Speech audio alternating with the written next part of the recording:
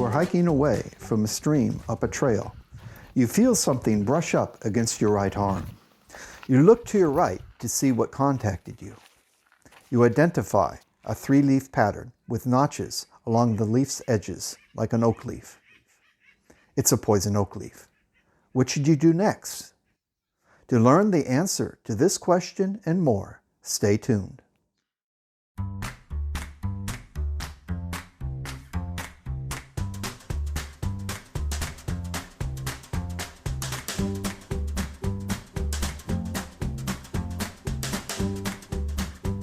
Poison oak can cause a contact dermatitis. The question is if we incidentally lightly brush up against it, is that enough contact to cause the rash? We're going to conduct an experiment to find this out. I have drawn 11 boxes on my forearms on the inner aspects. In 10 of these boxes, I'm going to lightly contact the poison oak leaves. You see this? This is poison oak. 3 leaves. It's growing as a vine. You can just see it going up the hill. Nice. What I want to do here, I'm going to use this as my first one. This is number 1. I'm brushing up against that leaf. It's number 1. Let's go down a little bit. Find some more. Lots of poison oak leaves. 3-leaf pattern with the notches on the edges. This is number 2. I'm going to rub against here. Get it in that box. Number 2 box.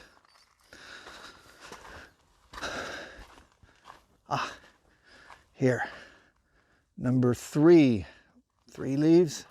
We'll go for the 3rd box here.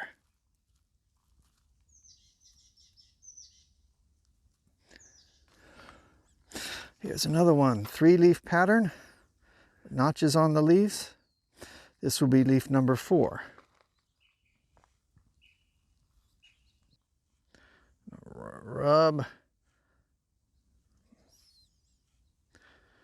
Rub against those leaves. Real good. There you go. Okay, let's look for some more. Plenty of poison oak here. This one's in the sun. Has the orange leaves. Let's get to something here. Nice 3-leaf pattern. This will be number 5. Poked. Okay, this will be number 5. Those red leaves. Here we go. Rub. You can hear it rubbing across the skin. Here we can see the fruit. We can see the fruit of this poison oak plant.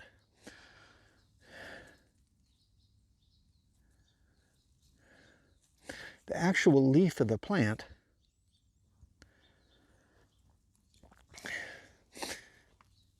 includes these 3 leaves.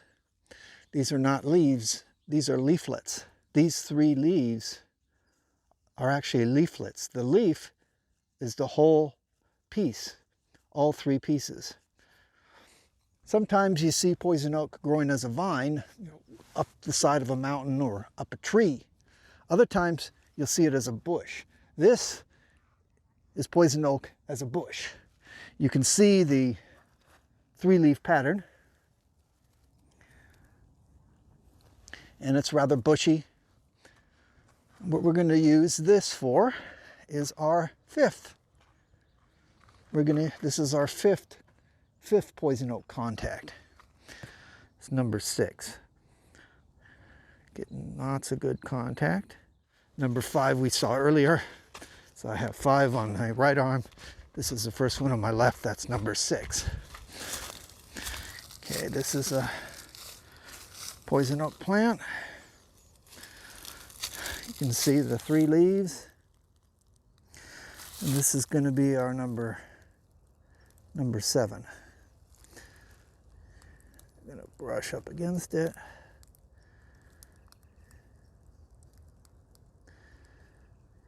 Lightly. It's contacting it. Now, I brushed up against it actually twice. First time I brushed up against it, my camera wasn't on, so I did it a second time. We have another poison oak plant conveniently located by the side of the trail. You can see its three-leaf pattern. This is more of a bush. Remember, it can grow as a vine going up the hills or a tree, but this is a bush. This is a poison oak plant, three-leaf pattern. This is going to be our number 8. Here's let's go number 8. Getting all over that. Rubbing. Yeah, we're got some contact on area 7. Lots of poison oak here. All this stuff. This whole area, all these plants we see in the foreground, poison oak, growing as bushes. Here's another one. Again, you have your three-leaf pattern. And this is your leaf with the 3 leaflets. And you can have, this one doesn't have quite as many little dips along the edge, but it's still poison oak. And this is going to be number 9. So let's find one that's conveniently located that I can press up against. Here's one, 3-leaf pattern, and this is number 9, so that's right here. You can see, pressing up against it. Okay, number 9. One more to go on the regular. Again, plenty of plants to choose. I'm going to go down a little further. We have another poison oak plant. This will be number 10. Notice 3-leaf pattern. So 10 is right up here, all the way near to the top. Rubbing and bouncing. Okay, that's 10. I have behind me nice bushy poison oak plant. And for square number 11, we're going to crush some leaves and rub it in there. That's, again, going to serve as our control. Here's a poison oak leaf. We have a nice poison oak plant. I just pulled off poison oak leaf. And for square number 11, I'm going to crush these leaves. Crush them really good. Smash them up, tear them. And I'm going to take this and I'm going to rub it right into that 11 here. So I got it right in that box. That will serve as our control. Let's see what happens. So this is how it looks.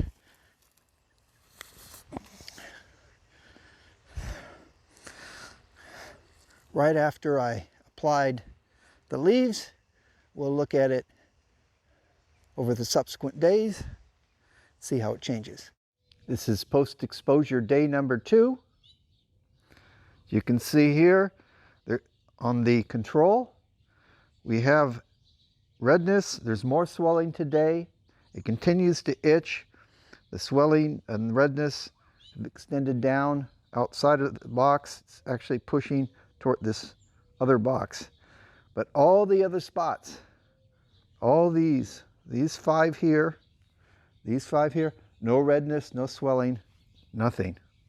It's just the control area that has reacted. Okay, here it looks like on post-exposure day number 3. The only area that's affected is this area right here. Nothing here, all clean from here. You start seeing the redness.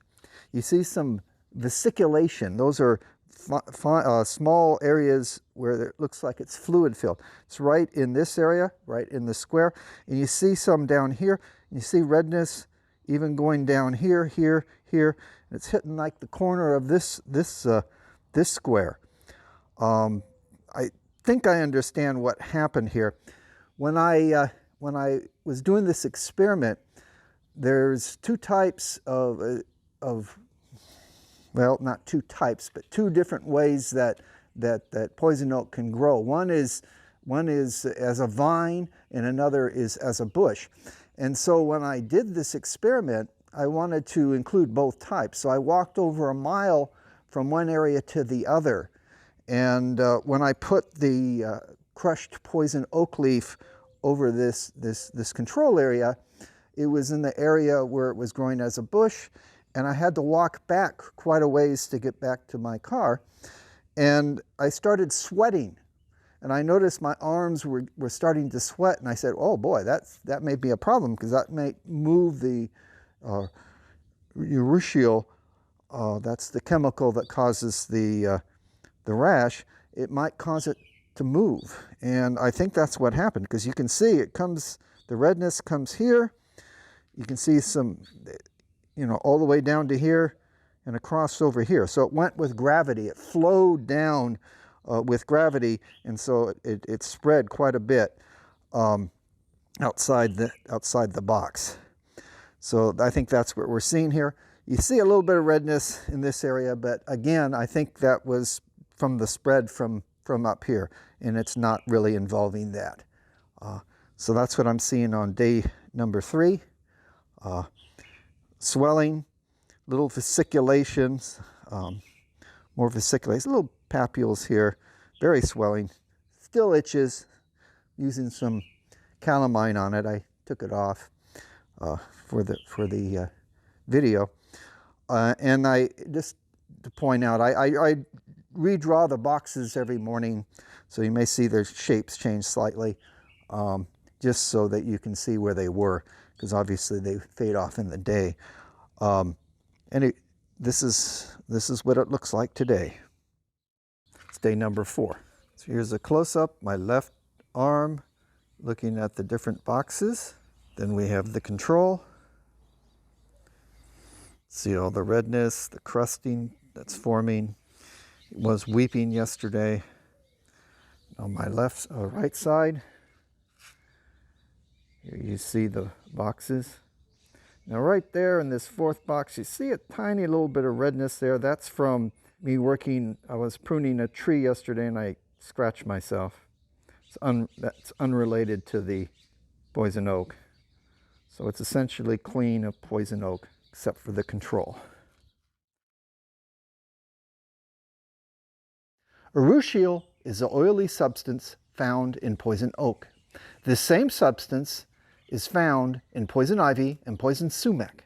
Somewhere between 50 to 75% of people exposed to it will get the rash. You can see that urushiol did not stay within the confines of the control box. The reasons for this were sweat and gravity. After I rubbed the crushed leaf into the box, I had to hike 3/4 of a mile back to my car.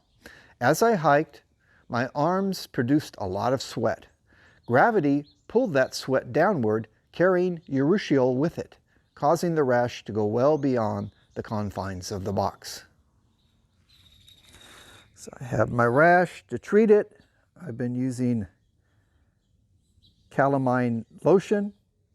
It helps both the itching and it dries up the crust. You can put some on a little cotton ball, and then you can rub it into the area.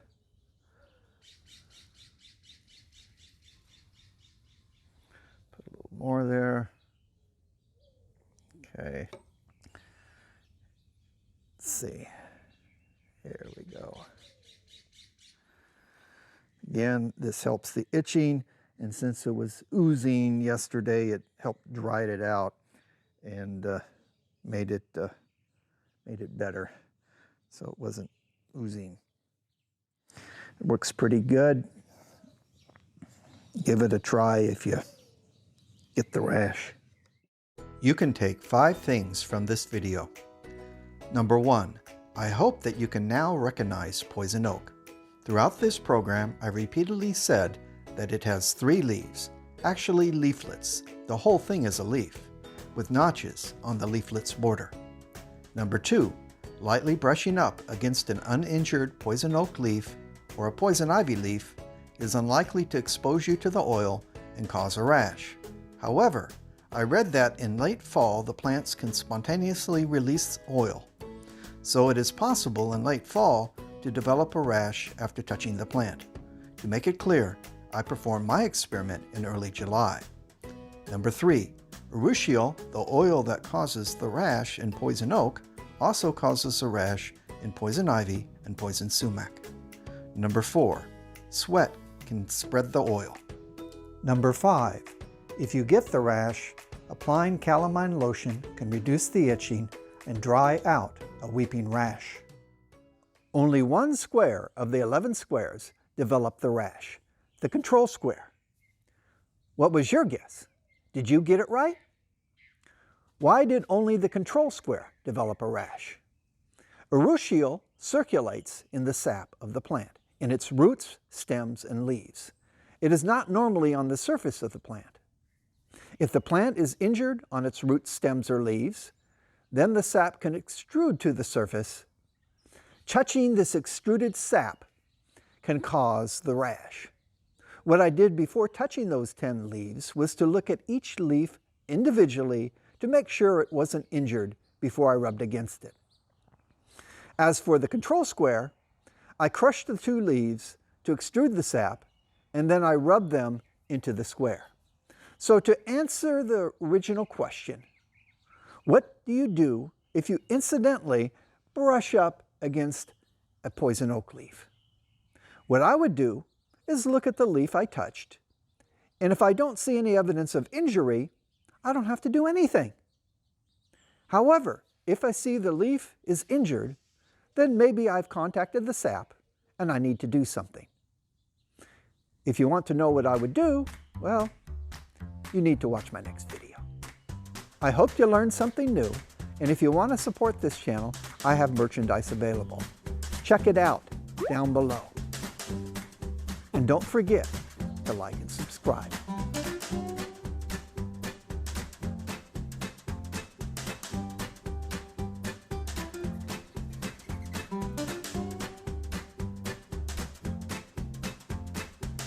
Urushiol circulates in the sap of the plant. Man, he must be doing a nest in there.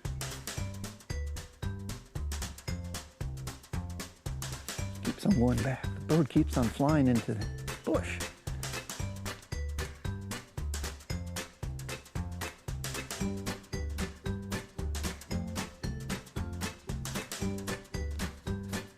There must be a nest in there. That bird keeps on flying back. I'll have to check it out.